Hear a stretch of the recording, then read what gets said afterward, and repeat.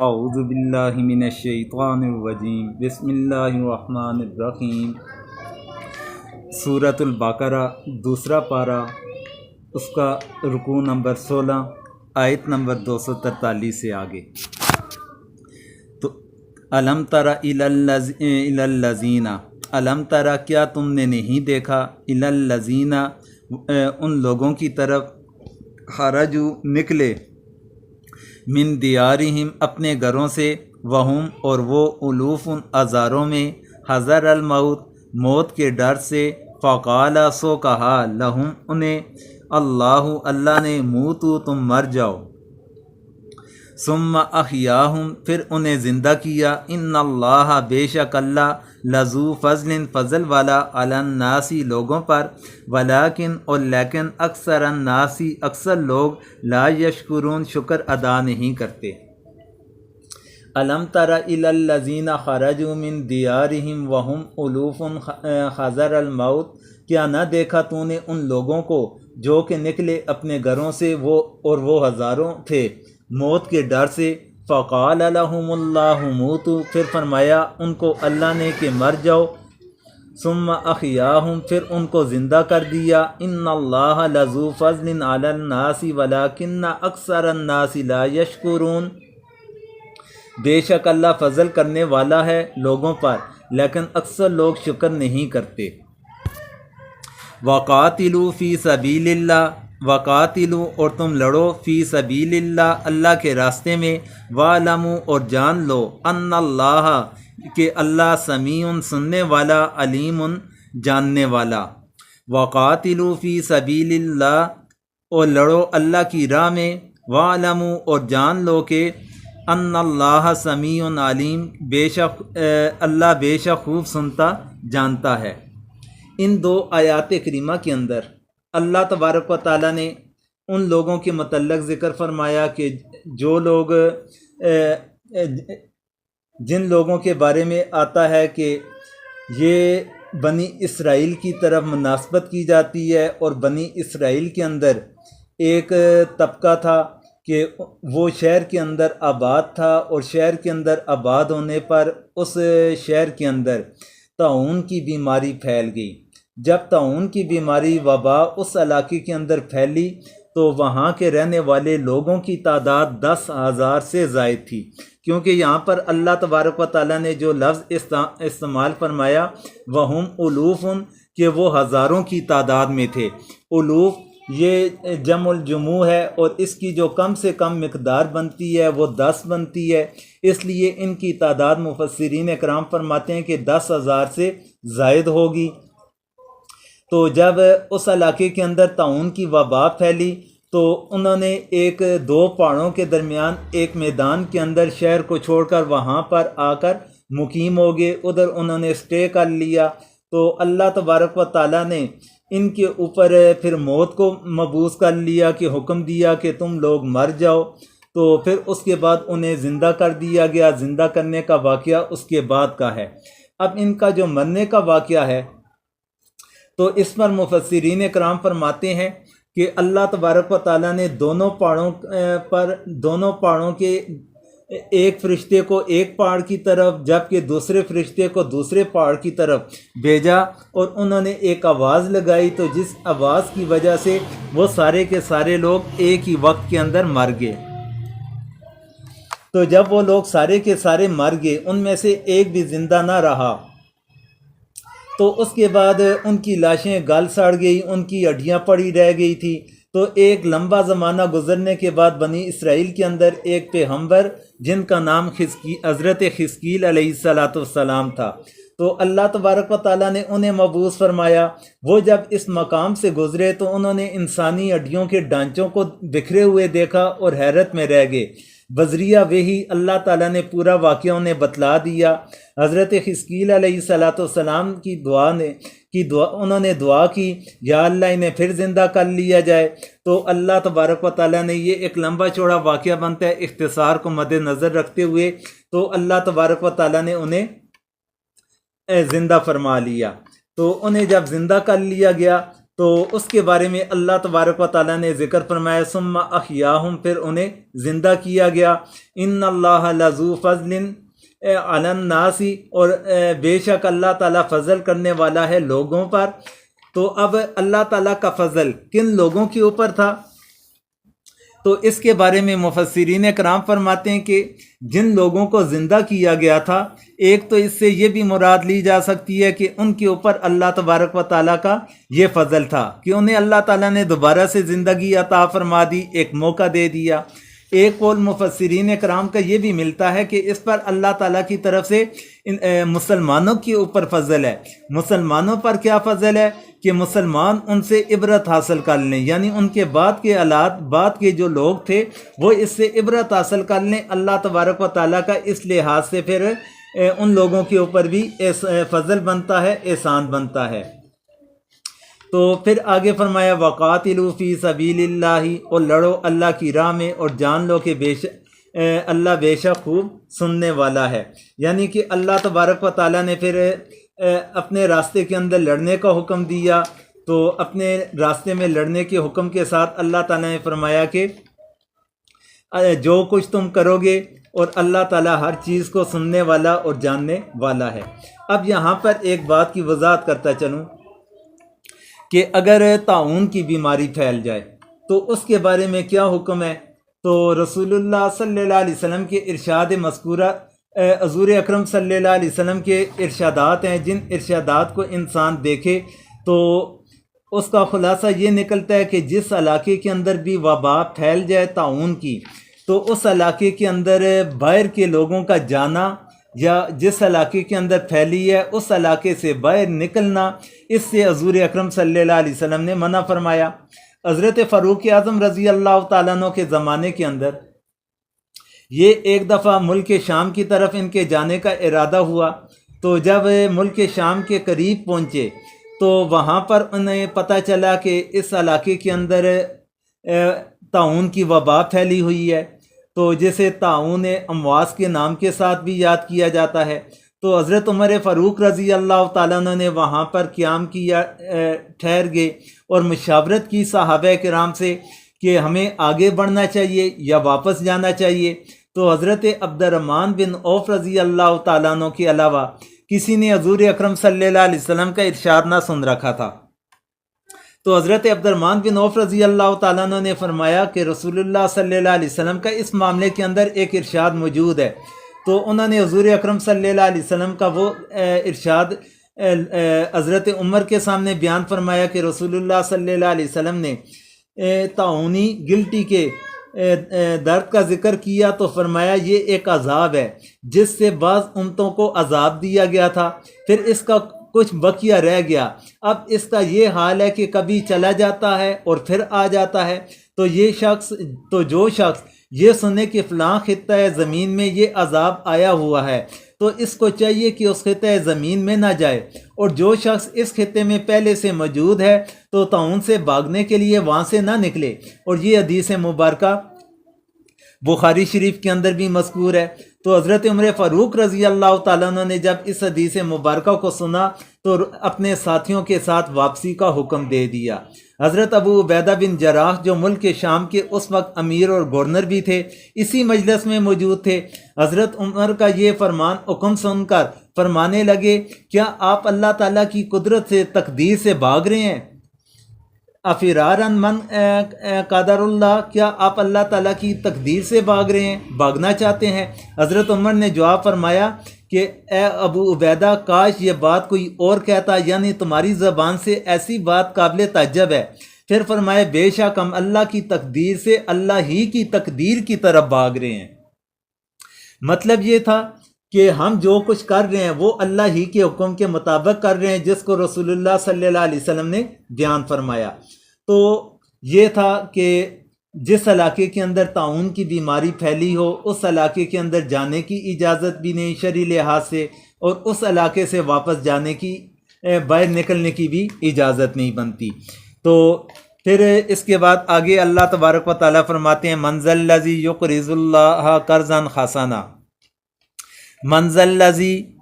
کون ہے وہ جو یقرضو قرضہ دے اللہ کو قرضاً حسنا اچھا قرض، فیضاعفہ پس وہ اسے بڑھا دے، لہو اس کے لیے، اضعافاً کئی گنا، کثیرتاً زیادہ، واللہ اور اللہ، یقبض تنگی کرتا ہے، ویبسط اور فراخی کرتا ہے، والیہ اور اس کی طرف ترجعون تم لٹائے جاؤ گے۔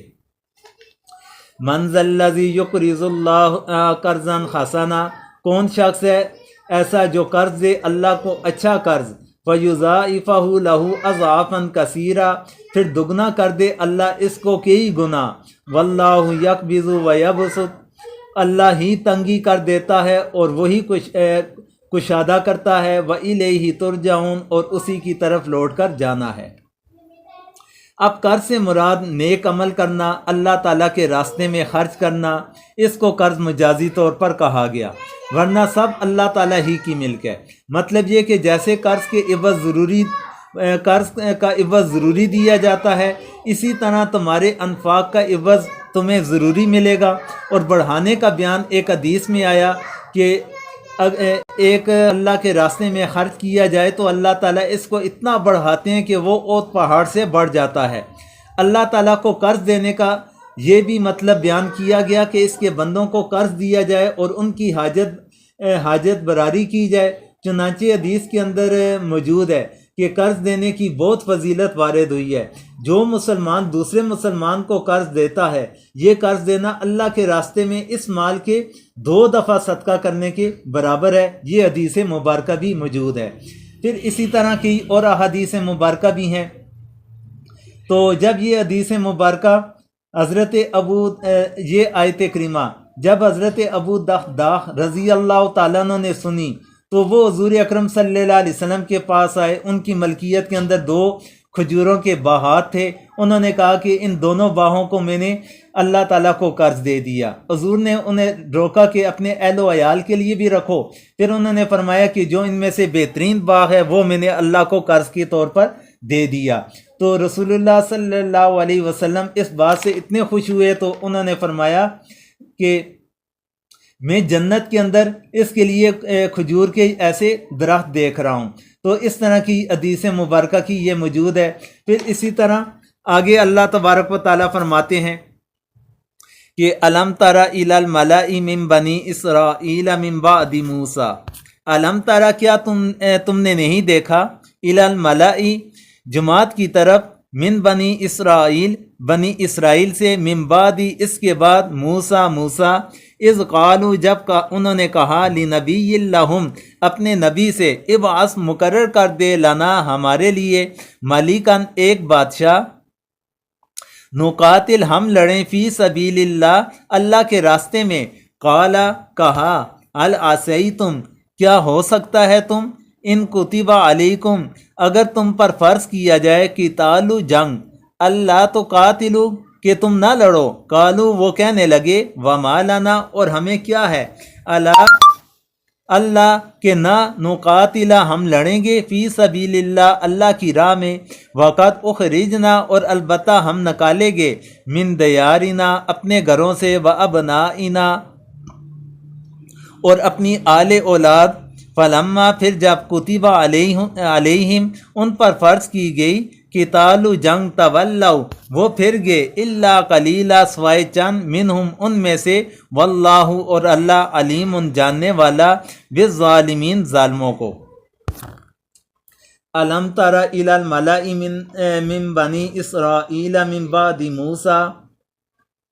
کیا نہ دیکھا تو نے ایک جماعت بنی اسرائیل کو موسیٰ کے بعد، اذ قالوا لنبی لہم ابعث لنا ملکا جب انہوں نے کہا اپنے نبی سے، مقرر کر دے ہمارے لیے ایک بادشاہ، نقاتل فی سبیل اللہ تاکہ ہم لڑیں اللہ کی راہ میں، قال هل عصیتم پیغمبر نے کہا کیا تم سے بھی یہ توقع ہے کہ ان کتب علیکم القتال کہ اگر حکم و لڑائی کا تم کو، اللہ تو قاتلو تم اس وقت نہ لڑو، قالو کہنے لگے وہ، وما لنا اللہ نقاتل فی سبیل اللہ ہم کو کیا کہ ہم نہ لڑیں اللہ کی راہ میں، وقت اخرجنا من دیارنا و ابنائنا، اور ہم تو نکال دیے گئے اپنے گھروں سے اور بیٹوں سے، فلما کتب علیہم القتال تولوا الا قلیلا منہم، پھر جب حکم ہوا ان کو لڑائی کا تو وہ سب پھر گئے مگر تھوڑے سے ان میں سے، واللہ علیم بالظالمین، اور اللہ تعالیٰ خوب جانتا ہے گناہ گاروں کو۔ اس آیت کریمہ کے اندر اللہ تبارک و تعالیٰ نے بنی اسرائیل کے متعلق ذکر فرمایا کہ حضرت موسیٰ علیہ السلام کے بعد ایک پیغمبر ان کی طرف مبعوث کیے گئے، تو انہوں نے ان سے کہا کہ آپ اللہ ہمارے لیے ایک بادشاہ مقرر کر لیں تاکہ ہم ان کی قیادت کے اندر جہاد کرنا چاہتے ہیں، لڑنا چاہتے ہیں عمالقہ والوں کے خلاف۔ تو انہوں نے اپنے جو ان کے دل کے اندر خدشہ تھا اس خدشے کا اظہار کیا کہ یہ نہ ہو کہ جب اللہ تعالیٰ کی طرف سے جہاد فرض ہو جائے تو تم لڑنے سے انکار کر لو۔ اب کس پیغمبر کو کہا گیا تھا؟ تو اس کے بارے میں مفسرین کرام فرماتے ہیں کہ یہ حضرت شموئیل علیہ السلام تھے، کہ یہ ان کے زمانے کا واقعہ بنتا ہے۔ تو اس کے بعد جب اللہ تبارک و تعالیٰ کی طرف سے جہاد کی فرضیت ہو گئی تو اللہ تعالیٰ فرماتے ہیں کہ ان میں سے کچھ ہی افراد تھے کہ جنہوں نے لڑنے کے لیے جو تیار ہوئے، اور ان میں سے جو اکثر تھے انہوں نے لڑنے سے انکار کر لیا۔ پھر آگے فرمایا وقال لہم، اور کہا انہیں نبیہم، ان کے نبی نے، ان اللہ، بے شک اللہ، قد بعث، مقرر کر دیا، لکم، تمہارے لیے، طالوت، مالکا، طالوت کو بادشاہ۔ قالو، وہ بولے، انا یکونا، کیسے ہو سکتی ہے، لہو، اس کے لیے، ملک، بادشاہ، علینا، ہم پر، ونحن، اور ہم، احق، زیادہ حقدار ہیں، بالملکی، بادشاہت کے، منہ، اس سے، ولم یؤتا، اور نہیں دی گئی، ساعتاً، وسعت، من المالی، مال سے۔ قال، اس نے کہا، ان اللہ، بے شک اللہ، اصطفاہ، اسے چن لیا، علیکم، تم پر، وزادہ، اور اسے زیادہ دی، بسطتا، وسعت، فی العلم، علم میں، والجسمی، اور جسم میں، واللہ، اور اللہ، یؤتی، دیتا ہے، ملکہ، اپنی بادشاہت، اپنا بادشاہ، من یشاء، جسے چاہتا ہے، واللہ، اور اللہ، واسع، وسعت والا، علیم، جاننے والا ہے۔ وقال لهم نبیہم ان اللہ قد بعث لکم طالوت ملکا، اور فرمایا ان سے ان کے نبی نے، بے شک اللہ نے مقرر فرما دیا تمہارے لیے طالوت کو بادشاہ۔ قالوا انا یکون لہ ملک علینا، کہنے لگے کیوں کر ہو سکتی ہے اس کو حکومت ہم پر، ونحن احق بالملک منہ، اور ہم زیادہ مستحق ہیں سلطنت کے اس سے، ولم یؤتا ساعتا من المال، اور اس کو نہیں ملی کشادگی مال میں۔ قال ان اللہ اصطفاہ علیکم وزادہ بسطتا فی العلم والجسم، پیغمبر نے کہا بے شک اللہ نے پسند فرمایا اس کو تم پر، اور زیادہ فراخی دی اس کو علم اور جسم میں، واللہ یؤتی ملکہ من یشاء، واللہ واسع علیم، اور اللہ دیتا ہے ملک اپنا جس کو چاہے، اور اللہ ہی فضل کرنے والا، سب کچھ جاننے والا ہے۔ جب اللہ تبارک و تعالیٰ نے اپنے پیغمبر کو بتلا دیا کہ طالوت کو بادشاہ مقرر کر دینے کا، تو نبی نے اپنی قوم سے کہا کہ اللہ تعالیٰ نے انہیں مقرر کر دیا، تو ان کی قوم نے پھر ماننے سے انکار کر لیا، کہنے لگے یہ کیسے بادشاہ ہو سکتے ہیں ہمارے اوپر، جبکہ ان کی مالی لحاظ سے اتنی وسعت نہیں کہ جتنی وسعت ہمارے پاس ہے۔ انہوں نے پھر جب دلائل دیے تو اس کے بعد انہوں نے خاموشی اختیار کر لی۔ پھر آگے اللہ تعالیٰ فرماتے ہیں وَقَالَ لَهُمْ نَبِيُّهُمْ، اور کہا انہیں ان کے نبی نے، ان بے شک، آیات ملکی ہی، اس کی حکومت کی نشانی، ان یاتیکم، آئے گا تمہارے پاس، تابوت فیہ، اس میں، سکینۃ، سامان تسکین، من ربکم، تمہارے رب کی طرف سے، وبقیۃ، اور بچی ہوئی، مما، اس سے، ترکا، جو چھوڑا، آل موسیٰ، آل موسیٰ نے، و آل ہارون، اور آل ہارون نے، تحملہ، اٹھائیں گے اسے، ملائکۃ فرشتے، ان فی ذالک بے شک اس میں لآیۃً نشانی، لکم تمہارے لیے، ان کنتم مؤمنین اگر ہو تم ایمان والے۔ وقال لهم نبیہم ان آیۃ ملکہ ان یاتیکم التابوت فیہ سکینۃ من ربکم، اور کہا بنی اسرائیل سے ان کے نبی نے کہ طالوت کی سلطنت کی نشانی یہ ہے کہ آئیں تمہارے پاس ایک صندوق کہ جس میں تسلی خاطر ہے تمہارے رب کی طرف سے، وَبَقِيَّةٌ مِّمَّا تَرَكَ آلُ مُوسَىٰ وَآلُ هَارُونَ تَحْمِلُهُ الْمَلَائِكَةُ، اور کچھ بچی ہوئی چیزیں ہیں ان میں سے جو چھوڑ گئی تھی موسیٰ اور ہارون کی اولاد، اور انہیں اٹھائیں گے اس صندوق کو فرشتے۔ ان فی ذالک لآیۃ لکم ان کنتم مؤمنین، بے شک اس میں پوری نشانی ہے تمہارے واسطے اگر تم یقین رکھتے ہو۔ اب اس آیت کریمہ کے اندر اللہ تبارک و تعالیٰ نے ذکر فرمایا کہ نبی نے ان سے کہا کہ اللہ تبارک و تعالیٰ انہیں بادشاہت عطا فرمائیں گے، اور بادشاہت کی جو نشانی بتلائی وہ تابوت سکینہ ہوگا۔ تو تابوت سکینہ کے متعلق کچھ ذکر کرنا چاہوں گا کہ حضرت موسیٰ علیہ السلام اور باقی جو انبیاء بنی اسرائیل کے تھے اس صندوق کو لڑائی میں آگے رکھا کرتے تھے، اللہ تعالیٰ اس کی برکت سے فتح عطا فرمایا کرتے تھے۔ جب جالوت نے بنی اسرائیل پر غلبہ حاصل کر لیا تو یہ صندوق بھی اپنے ساتھ لے گیا۔ جب اللہ تعالیٰ کو صندوق ان کو پہنچانا منظور ہوا تو یہ کافر جہاں صندوق کو رکھتے وہیں وبا اور بلا آ جاتی، 5 شہر ویران ہو گئے۔ آخر کار انہوں نے 2 بیلوں پر اس کو لاد کر ہانک دیا۔ فرشتے بیلوں کو ہانک کر طالوت کے دروازے پر پہنچا دیا۔ بنی اسرائیل اس نشانی کو دیکھ کر طالوت کی بادشاہت پر یقین لائے، اور طالوت نے جالوت پر فوج کشی کر دی، اور موسم جس وقت انہوں نے فوج کشی کی تھی اس وقت موسم بہت ہی زیادہ گرم تھا۔ اب موسم گرم تھا تو اس کے بارے میں پھر اگلی آیت کریمہ کے اندر اللہ تعالیٰ فرماتے ہیں کہ فَلَمَّا فَصَلَ طَالُوتُ بِالْجُنُودِ، فلما پھر جب فاصلہ باہر نکلا طالوت بالجنودی لشکر کے ساتھ، قال اس نے کہا ان اللہ بے شک اللہ مبتلیکم تمہاری آزمائش کرنے والا ہے بنہرن ایک نہر سے، فمن شریبا پس جس نے پی لیا منہ اس سے، فلیس منی تو نہیں مجھ سے، ومن لم یطعمہ اور جس نے اسے نہ چکھا، فإنہ تو بے شک وہ منی مجھ سے ہے، الا سوائے من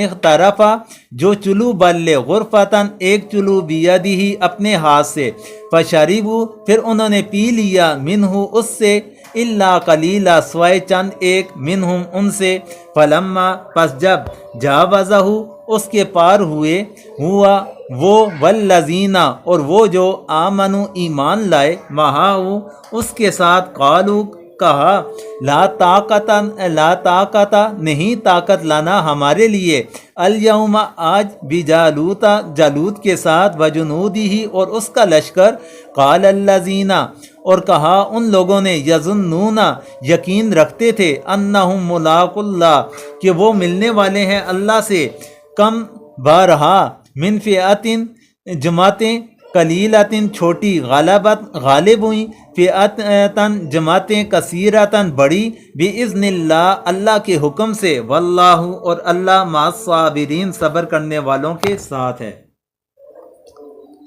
فلما فصل طالوت بالجنود پھر جب باہر نکلا طالوت فوجیں لے کر، قال ان اللہ مبتلیکم بنہر کہا بے شک اللہ تمہاری آزمائش کرتا ہے ایک نہر سے، فمن شرب منہ فلیس منی سو جس نے پیا اس نہر کا تو وہ میرا نہیں، ومن لم یطعمہ فإنہ منی الا من اغترف غرفۃ بیدی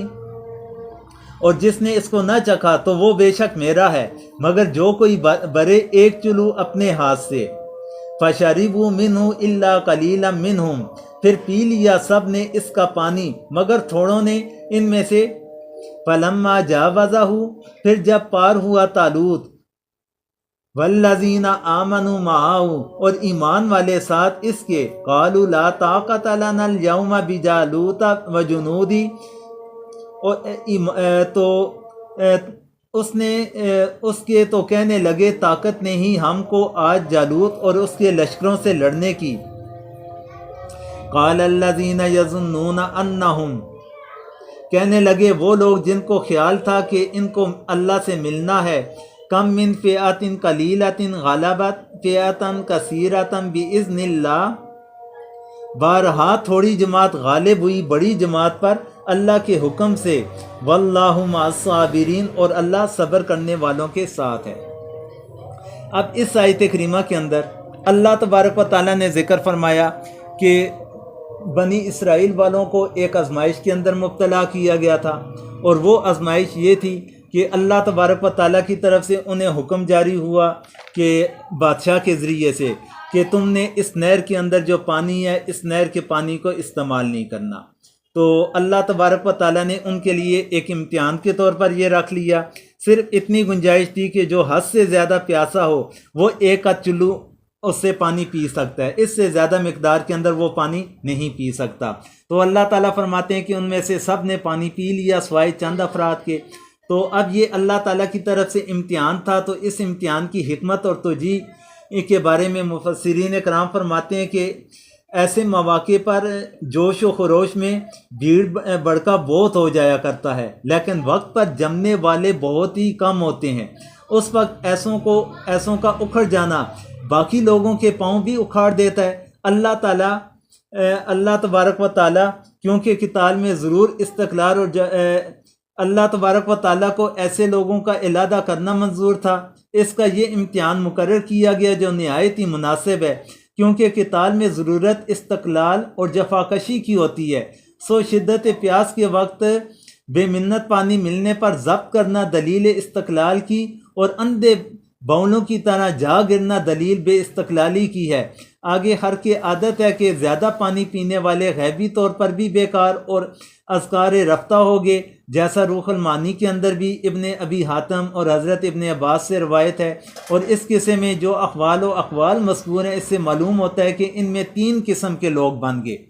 ایک طبقہ تھا کہ جو ناقص الایمان تھا، جو امتحان میں پورے نہ اترے۔ ایک کامل تھے جو امتحان میں پورے اتر گئے مگر اپنی قلت کی فکر ہوئی، اور ایک اکمل تھا جن کو یہ فکر بھی لاحق نہ ہوئی کہ ہماری تعداد تھوڑی ہے، کہ جس طرح اللہ تبارک و تعالیٰ نے ان تینوں طبقات کے حوالے سے اس آیت کریمہ کے اندر ذکر فرما دیا۔ پھر آگے فرمایا وَلَمَّا بَرَزُوا، اور جب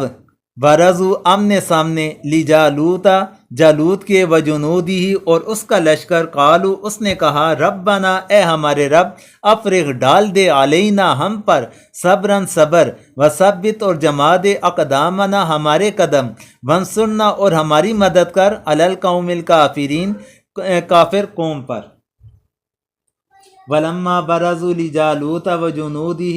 اور جب سامنے ہوئے جالوت کے اور اس کی فوجوں کے، قالوا ربنا افرغ علینا صبرا وثبت اقدامنا، تو بولے اے رب ہمارے ڈال دے ہمارے دلوں میں صبر اور جمائے رکھ ہمارے پاؤں، وانصرنا علی القوم الکافرین اور ہماری مدد کر کافر قوم پر۔ تو جس وقت ان کا سامنا ہوا دشمن کی فوج کے ساتھ، تو ان کے سامنے آمنا سامنا ہوا، اس وقت اللہ تعالیٰ کی بارگاہ کے اندر انہوں نے دعا فرمائی، جس کے اندر ثابت قدمی کی اور صبر کی دعا کی، اور اللہ تبارک و تعالیٰ سے کافروں کے اوپر مدد کو طلب فرمایا۔ پھر آگے فرمایا فَهَزَمُوهُمْ بِإِذْنِ اللَّهِ، پھر انہوں نے شکست دی اللہ کے حکم سے، وقاتلا اور قتل کیا داود جالوتا، داود نے جالوت کو، وآتاہ اور اسے دیا اللہ نے، ملک والحکمت اور حکمت، وعلمہ اور اسے سکھایا، مما یشاء جو چاہا، ولو اور اگر، لا دفع اللہ نہ ہٹاتا، ناسا لوگ بعض لوگ بھی بعض کے ذریعے، لفساداتی ضرور تباہ ہو جاتی ارض زمین، ولیکن اللہ اور لیکن اللہ ذو فضل والا علی العالمین تمام جہان پر۔ فَهَزَمُوهُمْ بِإِذْنِ اللَّهِ، پھر شکست دی مومنوں نے جالوت کے لشکر کو اللہ کے حکم سے، وقتل داود جالوت وآتاہ اللہ الملک والحکمت، اور مار ڈالا داؤد نے جالوت کو اور دی داؤد کو اللہ نے سلطنت اور حکمت، وعلمہ مما یشاء، اور سکھایا ان کو جو چاہا، ولو دفع اللہ الناس بعضهم ببعض، اگر نہ ہوتا دفع کرا دینا اللہ کا ایک کو دوسرے سے، لفسدت الارض، تو خراب ہو جاتا ملک، ولکن اللہ ذو فضل علی العالمین، لیکن اللہ بہت مہربان ہے جہان کے لوگوں پر۔